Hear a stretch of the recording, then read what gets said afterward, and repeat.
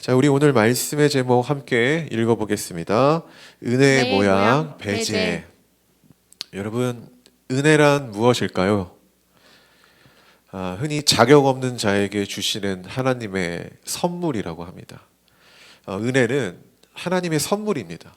그러니까 우리가 어떤 노력을 해서 취득을 하는 게 아니라 대가성이 아니라 하나님이 먼저 주시는 선물이라는 겁니다. 여러분, 카카오톡 선물함을 이렇게 보면은 상대방이 나에게 준 그 선물 내역을 좀 볼 수 있지 않습니까? 그것처럼 하나님이 나에게 주신 선물함 내역을 만약에 우리가 볼 수 있다면 얼마나 많은 선물을 받았을까요? 혹시 하나님이 주신 이 기프트 박스가 너무 많아서 마음의 크기를 넓혀야 하는 분은 없습니까? 우리 모두에게 좀 그런 은혜가 넘쳤으면 좋겠습니다. 그래서 주님이 주신 선물 보관 장소, 우리 마음이죠. 그게 넓어졌으면 좋겠어요. 하나님은 우리에게 매번 선물을 주시는 분입니다. 그러나 선물의 모양과 내용은 늘 다릅니다. 여러분, 왜 그럴까요? 왜 그럴까요? 똑같으면 받는 사람이 재미없어서 아마 그럴 것 같아요. 저는 선물을 주는 입장에서 보면은 좀 재미없는 사람입니다. 저는 정해져 있거든요. 자매는 립스틱, 형제는 치킨. 그 외에 좀 애매하다 싶으면 약간 커피를 보냅니다. 저한테 선물을 받는 사람은 이처럼 좀 재미가 없을 거예요. 왜? 예상이 되니까. 늘 똑같은 모양이니까. 그런 인간의 마음을 잘 아시는 우리 주님은 선물의 모양과 내용을 자주 바꾸십니다. 어떨 때는 극적으로, 또 어떨 때는 매우 자연스럽게, 또 어떨 때는 자연재해를 통해서라도 아주 다양한 포장지를 사용하신다라는 거예요. 그래서 우리에게 선물을 준다는 겁니다. 오늘 본문을 보면은 하나님의 선물, 이 은혜가 나옵니다. 그런데 좀 이상한 모양을 담고 있다는 거예요. 오늘의 포장지는 배제입니다. 배제라는 포장지로 이 다윗에게 은혜를 베푸는 모양이 나오거든요. 우리는 오늘 본문 내용을 보면서 이 포장지의 내용이 어떤 과정에서 상황에서 나왔는지를 조금 더 함께 살펴보기를 원하고요. 또 여러분 상황 가운데 하나님의 은혜가 아닌지 한번 돌아보는 시간이 되기를 바랍니다. 자, 우리 1절부터 5절입니다. 블레셋 사람들은 그들의 모든 군대를 아벡에 모았고 이스라엘 사람들은 이스라엘에 있는 셈 곁에 진쳤더라.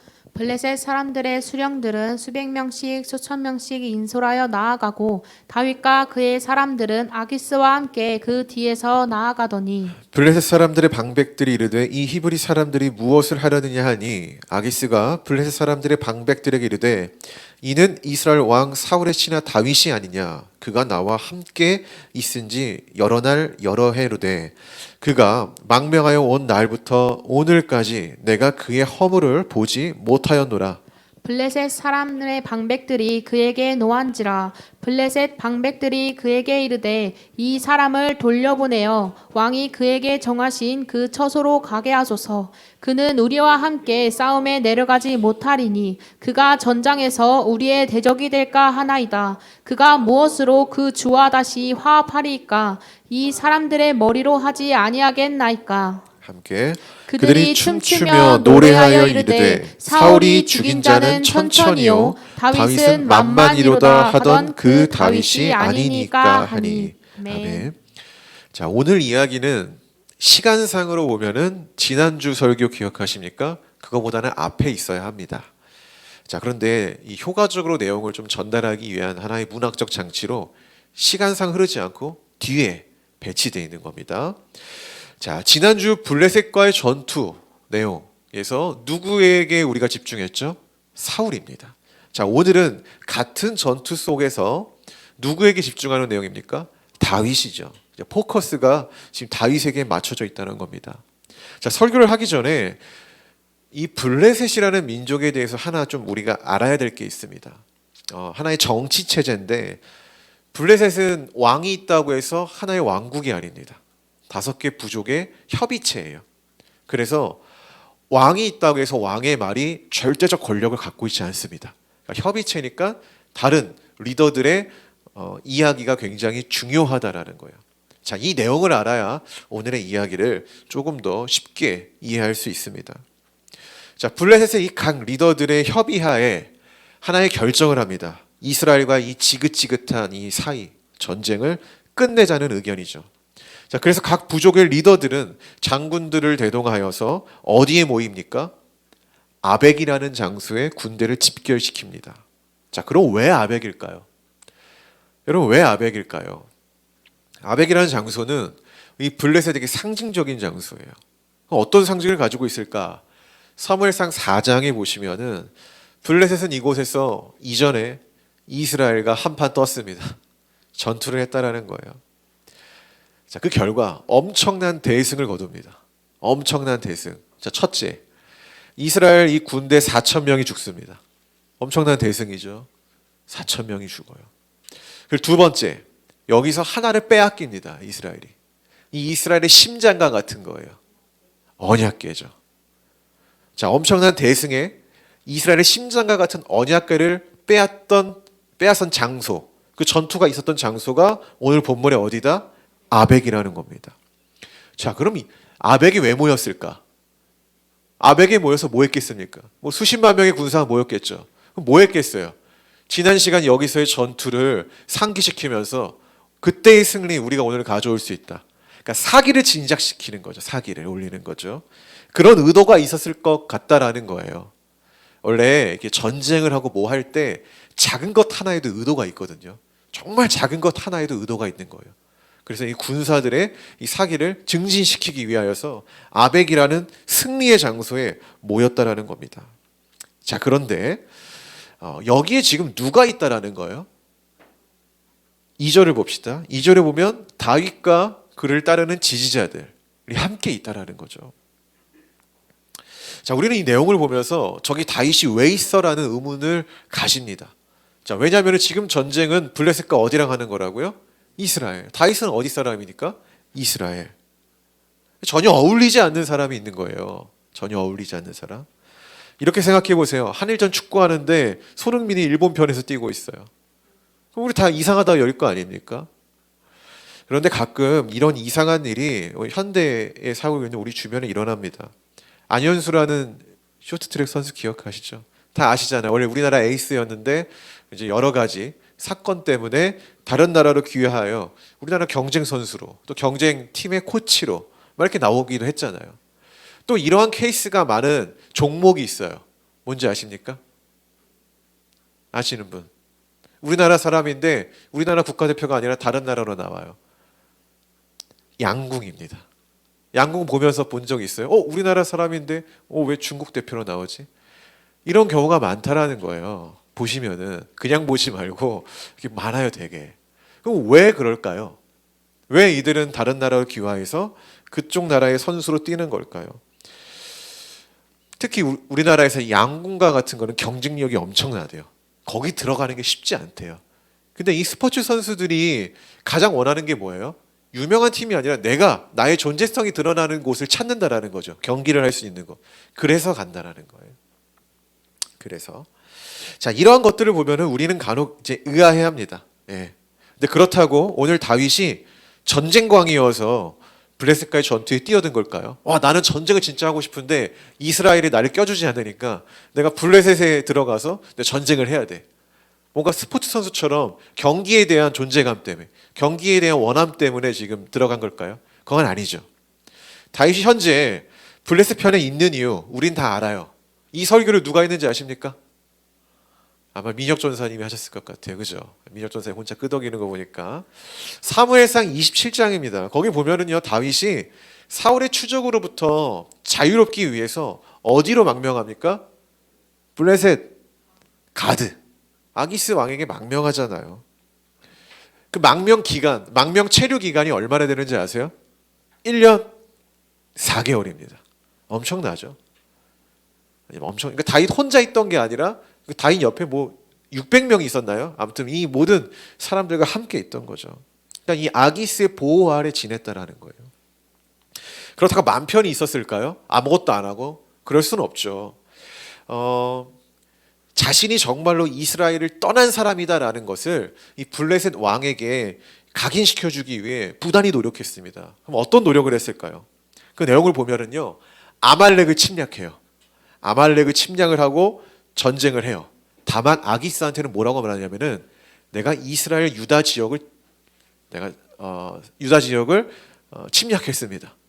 이렇게 좀 거짓 보고를 한다라는 거예요. 그리고 나서 아말렉과의 전쟁에서 얻게 되는 거 뭐가 있을까요? 전리품이 있겠죠. 이것을 누구에게 줄까요? 아기스에게 줘요. 자, 그러면서 신뢰를 받았다라는 거죠. 그러니까 나름 다윗의 생존법이에요. 그러니까 이걸 다윗이 뭐 잘했냐 못했냐 이걸 평가하기 전에 그가 그 600명의 사람들을 보호하고 함께 살아갈 수 있는 하나의 방법이었다라는 거죠. 그렇게 가드왕 아기스에게 신뢰를 받던 다윗은 오늘 이스라엘과의 전투에 참전하라는 명령을 받습니다. 그러니까 완전한 신뢰를 얻은 거죠. 다윗 입장에서는 거절할 수 있었을까요? 거절할 수 없죠. 망명된 자신을 받아줬는데 거절할 수 없습니다. 그래서 다윗은 이제 거짓이 아닌 진짜로 가드왕 아기스가 보는 앞에서 이스라엘 대상, 자신의 민족을 대상으로 칼을 들어야 하는 지금 최악의 상황이 전개된 거예요. 그러한 이유로 지금 블레셋 군대와 함께 있는 것입니다. 자, 이상한 모습이죠. 그러나 이해가 되는 상황이라는 겁니다. 자, 우리가 오늘 이 블레셋 군대 속에 있는 다윗을 이상하게 여겼듯이 우리처럼 이상한 시선으로 보던 무리들이 있었습니다. 성경은 그들을 누구라고 합니까? 블레셋 방백들, 뭐 수령들, 장군들이죠. 리더들. 리더라는 말을 쓸게요. 그들은 다윗 존재에 대해서 강력한 불만을 품었어요. 근데 이 불만 합리적이지 않습니까? 너무 합당한 불만이죠. 지금 블레셋 군대 속에 다윗과 그의 지지자들이 어디에 편성되어 있는 거예요? 그러니까 군대가 이렇게 행군을 할 거 아닙니까? 전쟁을 가면은 어디에 편성되어 있어요? 앞입니까? 뒤입니까? 뒤죠. 그것도 누구 뒤입니까? 가드왕 아기스의 뒤. 아기스는 누구라고요? 블레셋 리더들 중에 최고의 리더로 선출된 사람이라고요. 전쟁에서 가장 중요한 게 뭡니까? 적장에 리더의 모가지를 따는 거죠. 그거 아니겠습니까? 전쟁에서 가장 중요한 사람 뒤에 있다라는 거예요. 그럼 블레셋 사람들의 입장에서는 어떻게 여겼을까요?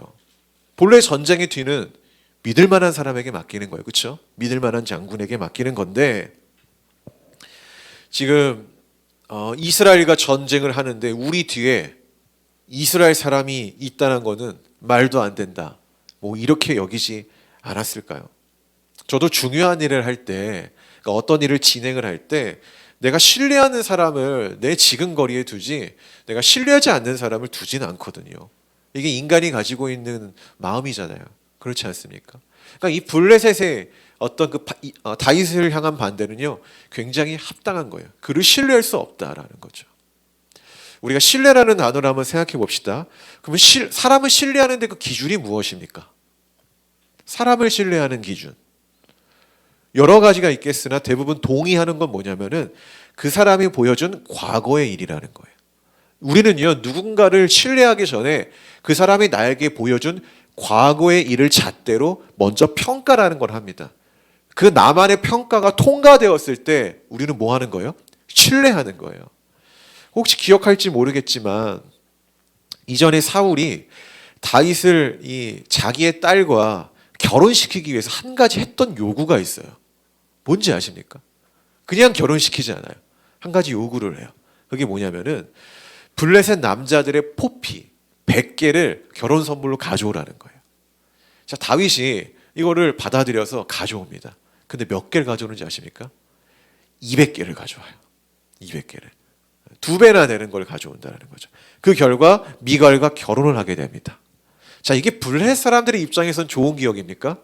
결코 좋은 기억일 수가 없겠죠.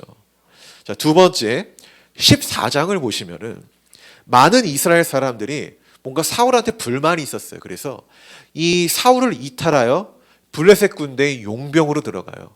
그 내용이 있습니다. 그런데 딱 이 전쟁의 판도를 보니까 그동안 블레셋이 이겼습니까? 사울이 이겼습니까? 사울이 이겼잖아요. 그렇죠? 내가 속한 블레셋이 좀 약해지고 사울이 강해지는 걸 보니까 태세 전환을 해버려요. 바로 블레셋의 뒤를 쳐버립니다. 자, 이러한 과거의 사건을 경험했던 블레셋 입장에서 오늘 다윗 신뢰할 수 있겠습니까? 어떤 생각 가졌겠어요? 만약 그때 일이 반복된다면, 지금은 다윗과 사울이 사이가 안 좋아서 우리에게 있지만 만약 이 다윗이 사울과의 관계를 개선해 보고자 이 중대한 전투에서, 사울이 지금 약해지고 있는 전투잖아요. 지금 두려워서 떠나 있는 전투잖아요. 이 중대한 전투에서 우리 리더들의 모가지를 따서 가져간다라면 이 또 어떻게 되겠어요? 아무런 전쟁도, 제대로 된 전쟁도 해보지 못하고 이 전쟁에서 패배하게 될 거다라는 아주 합리적인 생각을 가질 수 있다라는 거죠. 자, 반면에 블레셋 사람이지만은 유일하게 다윗을 옹호했던, 신뢰했던 사람이 있어요. 누굽니까? 아기스. 왜 신뢰했을까? 똑같죠. 보여준 사건 때문에 그래요. 아까 제가 뭘 보여줬다고 했죠? 1년 4개월 동안 다윗이 놀고 먹었다? 아니다. 전쟁을 해가지고 그 전쟁의 전리품을 누구에게 바쳤다라는 거예요? 아기스에게 바쳤다는 거예요. 그러니까 다윗의 존재는 아기스에게 자기 곡간을 늘릴 수 있는 시간이었다라는 거예요. 그럼 신뢰하죠. 그렇지 않겠습니까? 여러분, 누군가가 꼬박꼬박 매달 500만 원씩 준다고 생각해 보세요. 1년 4개월 동안. 무한 신뢰를 할걸요? 내 옆에 있어야 된다. 아무튼 우리는 누군가를 신뢰하기 전에 그 사람이 나에게 어떠한 모습을 보여줬는가, 과거의 사건을 기준으로 먼저 평가라는 것을 한다라는 거예요. 그것을 통과해야만 신뢰할 건가, 신뢰하지 않을 건가가 판가는 난다라는 거죠. 즉, 여러분의 과거는 오늘의 판단 기준이 됩니다. 자, 우리가 어떤 상황에서 판단을 할 때 중요하게 작용하는 요소가 뭐라고 했다? 과거의 사건이다. 결코 오늘의 사건이 아니에요. 물론 사람은 과거의 사건에 얽매여서는 안 됩니다. 그러나 우리가 지나온 이 과거는요, 꼬리표처럼 따라오면서 늘 오늘의 나를 판단한다는 거예요. 그래서 누군가에게 저 사람이 신뢰할 만한 사람인가, 그렇지 않은 사람인가의 하나의 기준선을 제공해 준다는 거죠. 제가 사역을 자주 일으키는 이제 스타일입니다. 근데 이제 좀 혼자 하는 스타일은 아니에요. 약간 총대를 매는 스타일이지만은 저는 절대 혼자 하지 않습니다. 동역자들과 연합하면서 함께 해요. 저는 그게 하나님이 일하시는 방식이 있고 뜻이라고 생각합니다. 근데 이제 사람들과 많이 이렇게 동역하는 일들을 하다 보면은요, 전화가 많이 와요. 전화. 예를 들어 이런 겁니다. 제가 이제 인스타그램에 만약에 민혁 전사님과 함께 막 어떤 프로젝트 사역을 딱 하는 것을 막 올리기 시작했다고 가정해 볼게요. 가정. 또 그럼 누군가가 연락을 해요. 그래서 저한테만, 아니 아시냐고, 박민혁이 옛날에 이런 걸 했다, 아시니까 모를 것 같아서 제가 전화했다, 이렇게 부정의 사건을 저한테 전달해 주는 경우들이 꽤 있어요. 가정이에요, 전사님. 가정. 우리 전세 또 누가 그랬지 이러면서 이 설교 동안 상상하지 마시고, 너무 감사한 건 이번 성결신대 원우회장에 우리 민혁 전사님이 당당하게 당선됐다라는 거예요. 예. 얼마나 많은 사람들의 신뢰를 받고 있다는 증거. 4표 차이. 4표 차이. 정말 주님의 뜻이 있는 것 같아요. 자, 이번엔 싫어합니다. 허락은 받은 이야기입니다. 꽤 오래전에 우리 보겸 전도사님이 제 캠프 스텝으로 지원한 적이 있어요. 당시에 이제 캠프 스텝이라는 거는 한 명이 정말 아쉬운 상황이거든요. 한 영혼이라도 품을 수 있는 사람, 같이 기도할 수 있는 사람이 필요한 때예요. 그래서 그때는 잘 몰랐지만 제가 받았어요. 근데 그때 누군가가 이 사실을 알고 저에게 보겸 전사님의 이 과거의 사건에서 막 이렇게 제보를 하기 시작했습니다. 옛날에 보도사님이 엄청 꼰대였대요. 점꼰이라고 하죠. 젊은 꼰대였대요. 그것도 이제 기숙사라는 영역에서 장난 아니었다고 합니다. 후배들을 막 그렇게 쪼았대요. 사사건건 막 시비 걸고, 막 청소했을 때 그렇게까지 했는지 모르겠지만 하얀 장갑으로 이렇게 그 정도는 아니겠지만은 그런 모습을 보였다고 합니다. 근데 물론 지금은 그 행동에 대해서 많이 후회한다고 해요. 아무튼 그때 이분이 한다고 하니까 막 얘기를 하더라고요. 근데 아시겠지만 저는 사람 얘기 잘 듣는 스타일이 아니에요. 내가 경험해보고 이런 스타일인데, 그때 보도사님이 저에게 보여준 경험이 좋았어요. 남들 끝났다고, 스태프들 집 가야 된다고, 차편 없다고 다 가는데 끝까지 남아서 쓰레기를 막 다 태우고, 이런 모습을 보여줘서 좋았습니다. 근데 그러고 나서 군대를 가고 다시 또 스텝 지원을 하게 됐어요. 다시. 근데 과거의 사건이 또 발목을 이렇게 붙잡은 거죠. 그때 함께 하기로 했던 분이 우리 전도사님이 딱 스텝을 한다고 하니까 자기는 같이 못 하겠다고 해서 나가 버렸어요. 실제입니다, 실제. 물론 저는 복영 전도사님 너무 좋아해요. 되게 좋게 여기고 복음을 알고 이전의 삶을 버리고 이제 새로운 삶을 살겠다고 해서 잘 나아가는 분입니다. 감사하게도 오늘 또 복영 전도사님 아침에 저한테 카톡을 하나 보냈어요. 우리 복세 성도님들 추운데 따뜻한 차 음료 마시라고 컴포즈 쿠폰을 보내줬어요. 그래서 다음 주에 마십시다. 아무튼 이런 좋은 분인데 그분에게는 이분이 들어온다고 나갔던 그분에게는 과거의 이 사건이 좋지 않았던 거죠. 그래서 오늘을 판단하는 하나의 기준이 되었다라는 거예요. 우리 복영 전도사님 사건이 또 우리에게 좋은 교훈이 되죠. 우리가 사람을 평가할 때 과거를 중요시합니다. 이상해요. 우리 이성적으로는 현재가 더 중요하다고 알고 있지만은 그런데 현재의 모습과 과거의 모습이 부딪힐 때 상반될 때는 과거의 일을 더 무게를 둔다라는 거죠. 우리 모두가 그렇다라는 거예요. 지금은 괜찮은 사람인데 과거에 좀 흠이 있다면 지금의 괜찮음을 택하지 않는다라는 거예요. 그러니까 누군가에게 신뢰를 얻는다는 거는 이 장벽이 높다라는 거죠. 상당히. 그러니까 이성이 아니라 뭘 얻어야 된다? 마음을 얻어야 된다라는 거예요.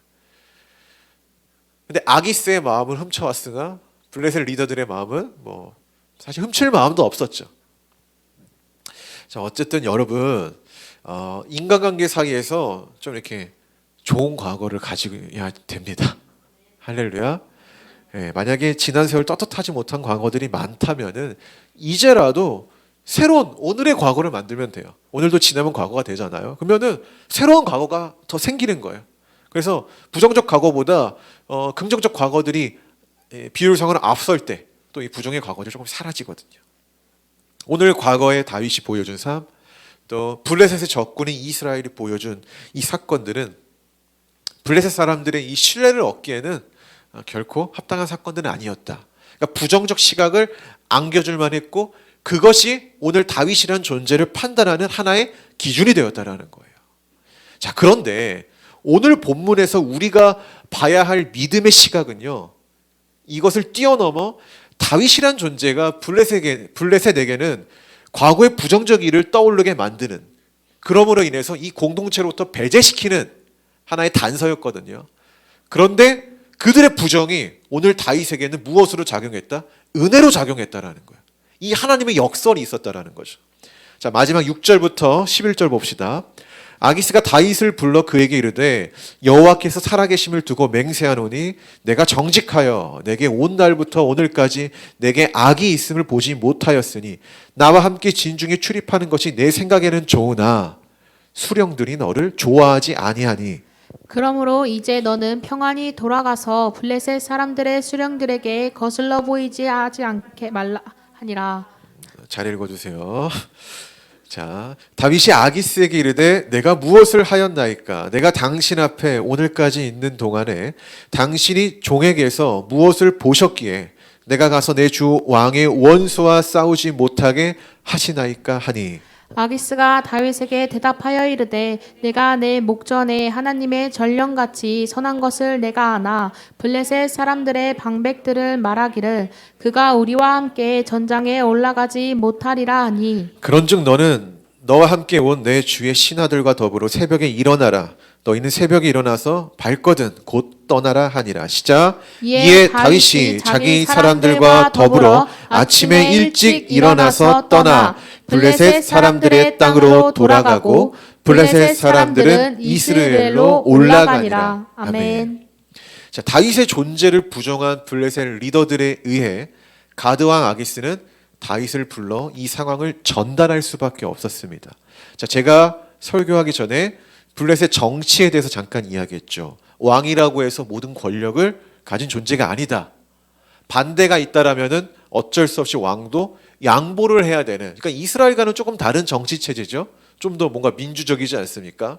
그런 체제를 갖고 있었다. 그래서 오늘 반대가 있었고 가드 왕은 그 반대에 대해서 또 다른 반대 의견을 갖고 있었지만 왕의 의견을 밀고 나갈 수는 없던 거예요. 이런 상황 때문에. 자, 사실 아기스는 다윗을 신뢰했습니다. 그러나 뭐라고 말합니까? 너는 이 전쟁에서 빠지는 게 좋겠다.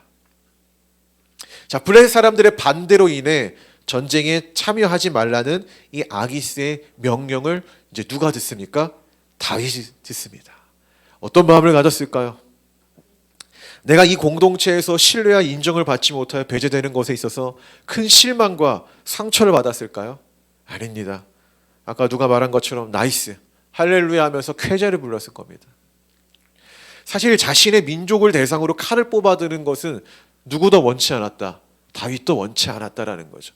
원치 않았으니까 아말렉을 치고 이스라엘을 쳤다고 거짓된 보고를 했겠죠. 원치 않았으니까. 그런데 상황이 그렇게 흘러가니 또 다윗은 반대할 수 있는 힘이 없던 거예요. 그래서 끌려간 것입니다. 이스라엘과 전쟁을 하겠다고 아벡으로 집결하라는 그 명령을 받은 다윗, 행복했겠습니까? 이 상황에서 어떻게 탈출해야 할지 밤낮 고민이 많았겠지 않았겠습니까? 아무리 고민을 해도 방도를 찾아봐도 귀화한 다윗이 할 수 있는 것은 현재로서는 아무것도 없던 거예요. 그렇다고 다시 이스라엘을 들어갈 수 있는 것도 아니잖아요. 그렇죠? 힘없는 다윗은 그저 흐르는 상황 속에 자신의 몸을 맡기는 것이 전부였다라는 거예요. 잘 보십시오. 그런데 이 난감한 상황이 감사한 상황으로 흘러갔다라는 거죠. 여기서 다윗이 뭔가 한 게 있습니까? 없다라는 거예요. 자신은 아무것도 하지 않았는데 자신이 원하는 방향으로 나아가게 됐다. 이것이 무엇입니까? 은혜라는 겁니다. 은혜라는 건 뭐예요? 내가 취득하는 게 아니라 부여받는 거. 이게 은혜라는 거죠. 그런 의미에서 오늘 이 다윗이 처한 현실은 엄청난 하나님의 은혜였다는 것입니다. 믿으십니까? 자, 우리가 보통 반대, 배제라는 단어가 내 삶에 침투했을 때 우리 마음은요, 부정적이게 됩니다. 예를 들어 볼까요?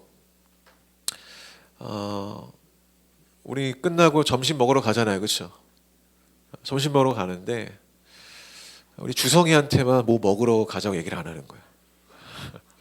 네. 너 놀라운 거는 카톡방이 따로 있어요. 주성이 빼고. 그래서 다 집에 가는 척 했는데 사실 카톡방에서는 야 성원으로 모여. 이게 된 거죠. 여러분 거절되고 소외되었다라는 거는요 누구도 원치 않아요. 사람은요 소속감을 원하지 소외됨을 원하지 않아요. 우리가 흔히 아싸라는 말이 있는데 이게 선택적 아싸라면 너무 좋지만 보통 그렇지 않죠. 네, 보통 그렇지 않아요. 물론 내가 어느 공동체로부터 소외되고 싶은 마음이 있을 때가 있어요.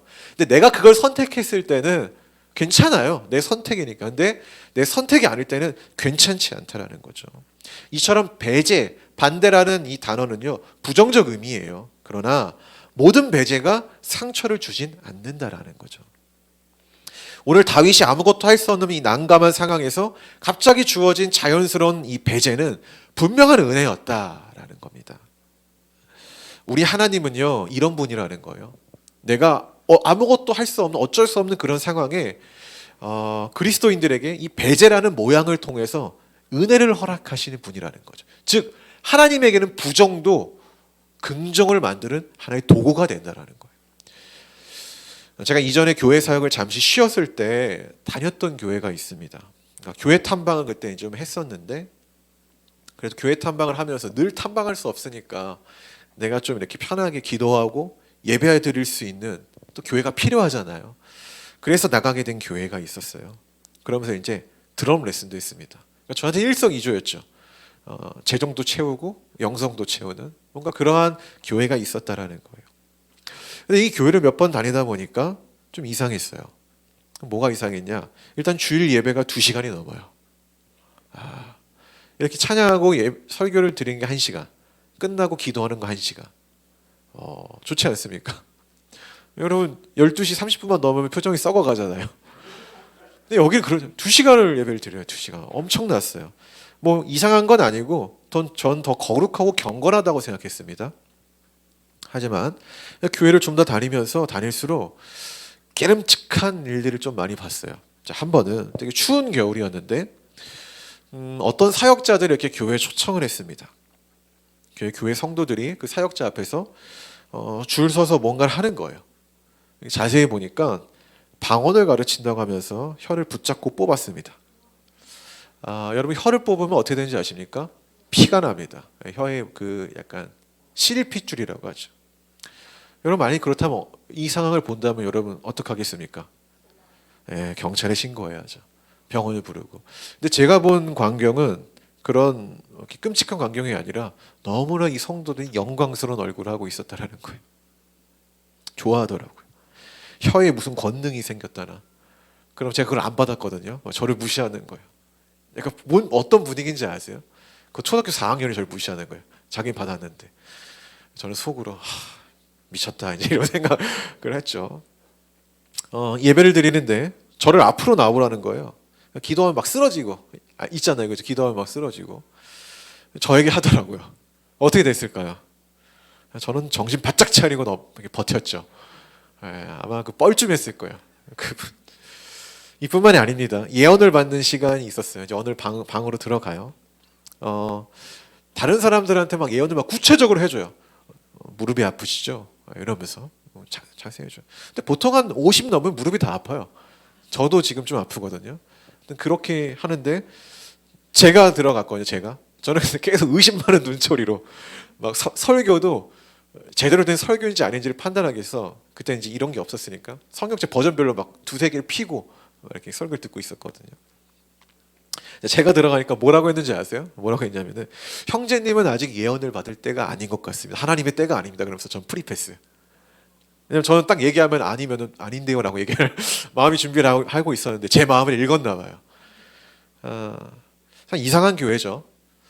여러분 제가 방언을 거부한다든지 예언을 거부한다 이걸 말하고 싶은 게 아니에요. 모양이 좀 이상하다라는 거죠.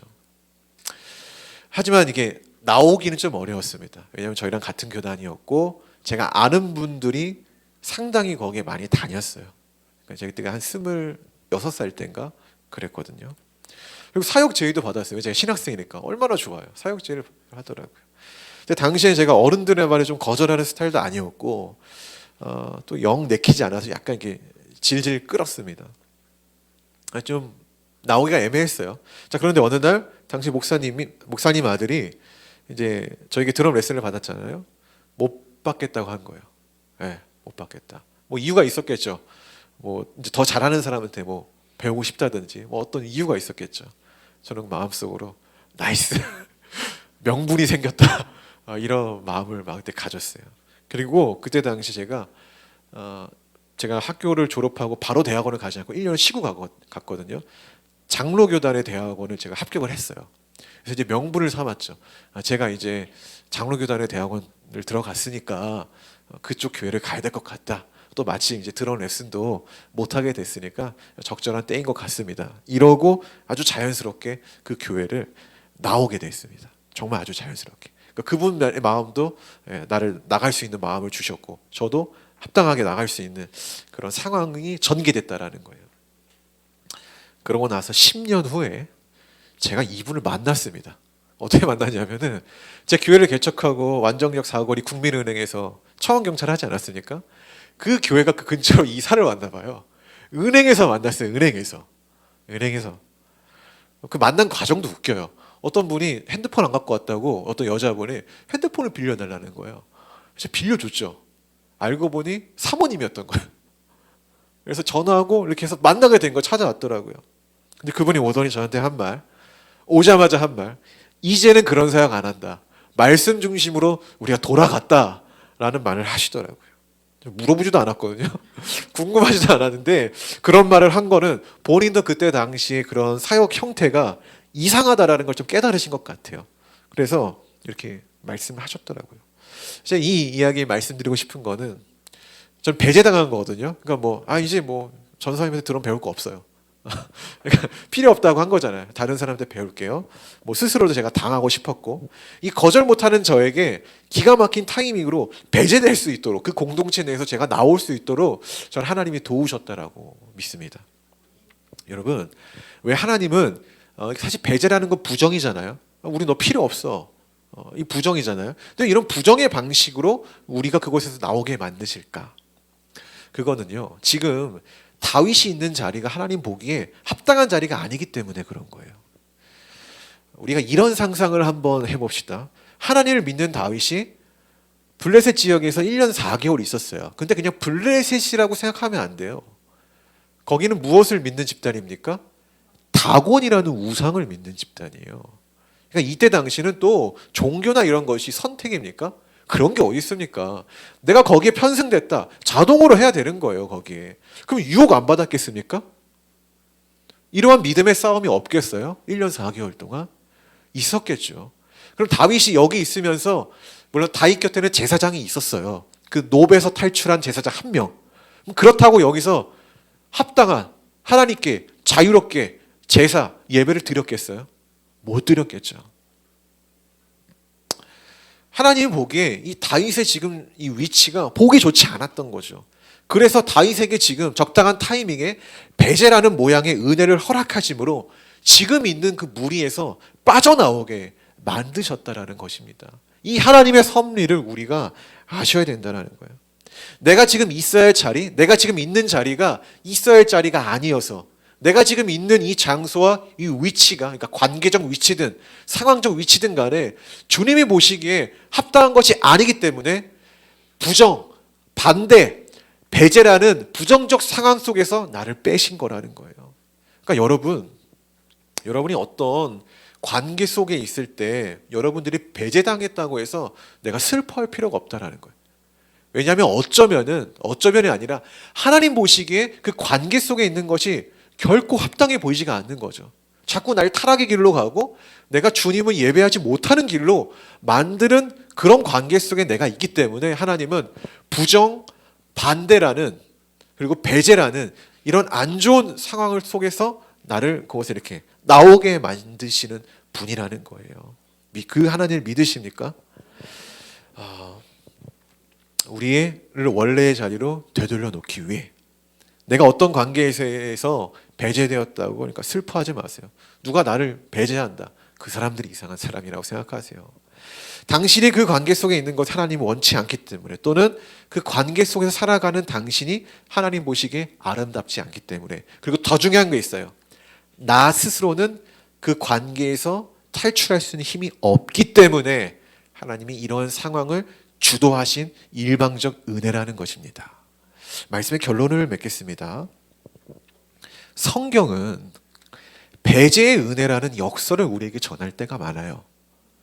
여러분, 모든 은혜가 막 사랑으로 오고 이럴 것 같죠? 아니에요. 하나님이 우리에게 은혜를 주시는 모양과 패턴은 굉장히 다양해요.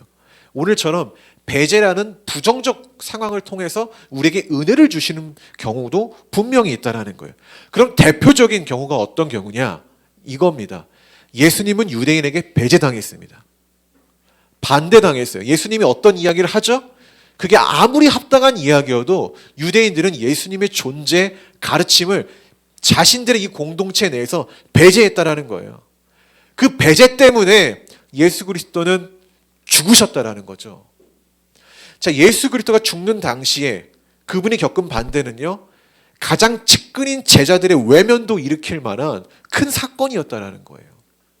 그러나 시간이 지나고 이 제자들이 알게 돼요. 부활을 했죠. 사흘 만에. 사흘이 뭐라고요? 3일. 부활을 하시고 49일 동안, 그러니까 약 50일 동안 예수님과 함께 동행하고 성령 올라가시잖아요. 그 기간 동안 알게 돼요. 뭘 아냐? 그들의 배제 때문이 아니라 그들의 배제 덕분에 우리가 구원을 받아 하나님의 자녀로 살아갈 수 있었구나라는 것을. 즉 그들의 배제, 그들의 이 반대는요, 우리를 죽이는 반대가 아니라 그 반대 덕분에 우리가 새 생명을 얻게 되었다라는 이 놀라운 하나님의 진리를 깨닫는 시기가 됐다라는 거예요. 배제의 은혜, 우리는 이걸 모두 누리고 있습니다. 12월 25일이 옵니다. 이런 단순한 날이 아니에요. 그분이 배제의 은혜를 우리에게 나눠주시기 위한 하나님의 구원 계획 버튼이 눌려진 날이에요. 그렇죠? 이 예수님이 소외됨으로 인해 우리가 하나님 나라의 백성으로 소속감을 누리게 된 날입니다. 영광스러운 날이고 우리가 이걸 기념해야 되는 날이라는 거예요. 성도 여러분, 하나님의 은혜는 다양한 모양으로 우리에게 옵니다. 중요한 건 우리가 어떤 모양의 선물이라도 거절하지 아니하고 받는 것, 이것이 우리에게 아주 중요하다는 것입니다. 진정한 은혜는 예수 그리스도라는 하나님의 선물을 받고 끝까지 간직하는 거예요. 그 은혜가 이 교회와 우리 모두에게 있기를 주의 이름으로 축복합니다. 할렐루야. 기도합시다. 하나님은 우리에게 다양한 모양으로 은혜를 허락하십니다. 근데 우리가 그 은혜의 모양을 결정짓지 마세요. 그거는 주는 자의 마음이지 받는 자의 태도가 결코 아닙니다. 받는 자의 태도는 뭡니까? 감사하는 거죠. 아, 이러한 은혜를 주셔서 감사합니다. 나에게 이러한 선물을 주심에 감사합니다. 여러분, 우리의 하나님은요, 선하신 분이시기 때문에 부정적인 모양새를 띤 선물을 우리에게 주신다고 해도 그것은 어떻게 흘러간다고요? 긍정의 상황으로 흘러간다는 것입니다. 선하신 길로 간다는 것입니다. 여러분, 그 하나님의 은혜를 붙잡는 자가 되기를 바랍니다. 그럼 우리는 어떻게 기도해야 될까요? 지나온 시간이 있습니다. 앞으로 우리가 살아가야 될 시간이 있어요. 그렇죠? 그 앞으로의 우리가 살아가야 될 시간이 하나님이 원하시는 길로 우리가 순응하며 나아갈 수 있도록 기도했으면 좋겠습니다. 때론 내가 아무것도 할 수 없는 상황이 분명히 존재한다니까요. 내가 이것을 바꾸고 싶은데 내가 바꿀 수 있는 힘이 없을 때가 있다라는 거예요. 그러면 그때 누구의 개입이 필요합니까? 하나님. 상황을 통제하시고 역전시킬 수 있는 하나님의 권능이 필요하다는 겁니다. 그 은혜가 우리의 삶에 넘치기를, 그래서 우리 안에 하나님의 그 선물함이 마음의 크기가, 믿음의 크기가 커지기를 기도하십시오. 우리 시간 함께 나와 교회를 위해 함께 기도하기를 소망합니다. 기도합시다.